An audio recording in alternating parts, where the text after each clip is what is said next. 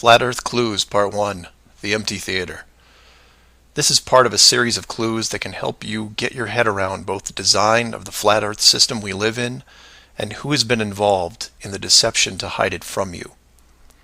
The clue you have to look at is built upon another conspiracy that has been around for decades, namely the space program. Most of those watching this are aware of the varying theories revolving around NASA. The Apollo program, the Space Shuttle, the International Space Station, and so on. The clue itself isn't based on one of these highly debated topics, but the lack of one, more specifically, motion pictures based on actual events. This, like others in the series, is something you can check out for yourself. Everything you need to reference this is online. To begin, think of all the movies involving space travel that you've seen in your lifetime. You'll start with the obvious: Star Wars, Star Trek, Alien, just to name a few. In fact, if you go through your own personal list, you could probably come up with over 100 different off-world movies without breaking much of a sweat. That part is easy. For the second group, try to come up with space movies that aren't fantasy-based.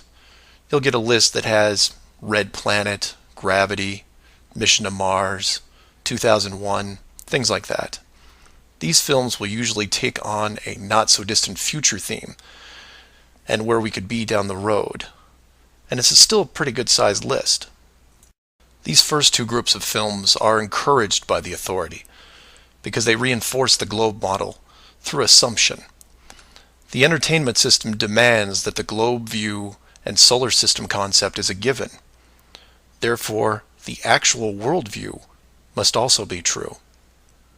Or to put it another way, if you're using your suspension of disbelief as you watch a movie like, say, Gravity, then subconsciously you're reinforcing the movie right on top of the real world. The more of these movies you watch and enjoy, the more the lines blur between what you want to believe and what you actually know. Watch enough movies about Mars, and you will be less astonished when NASA announces an actual mission to Mars. Same with the moon, other solar systems, and so on. Releasing the movie 2001: A Space Odyssey in 1968, right before the actual moon missions, was no accident. It took the greatest director of all time 5 years to make, and several people who saw the theater screenings claimed that many military groups were listed in the credits, only to be removed years later. But 2001 is just a side note of this clue. For those who really want to dig into Stanley Kubrick's hidden vision, I highly recommend the documentary Room 237. A link to it is below as well.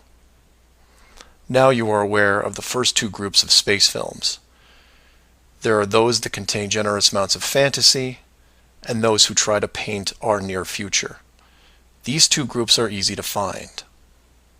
The third group is a challenge, and again, that's where things get interesting.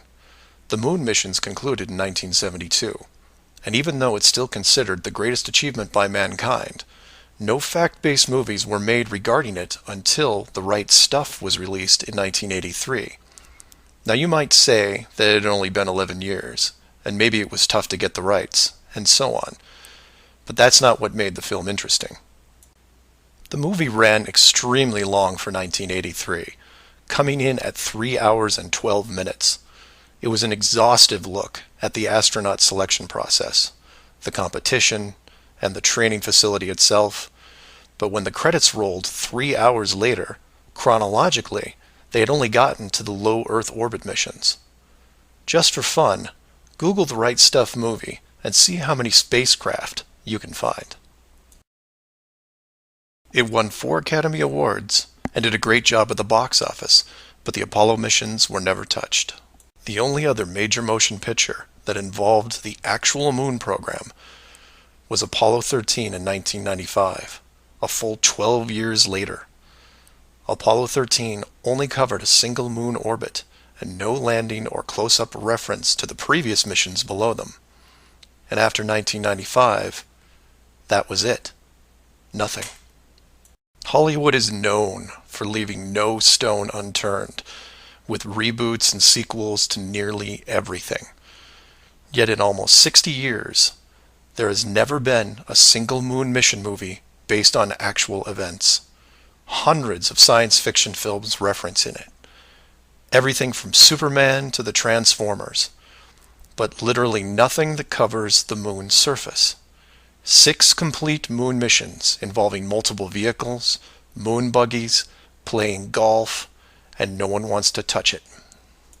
Now, to be fair, there was a TV miniseries in 1998 covering the subject. It was produced by Tom Hanks, who got involved after starring in Apollo 13. There has been no professional production of any kind since then. Again, just for fun, Google From Earth to the Moon TV series and see what you find. The why is easy, and the clue revealed. If Hollywood makes a movie about the moon landings, and it's indistinguishable from the real thing, then how do you know which is real?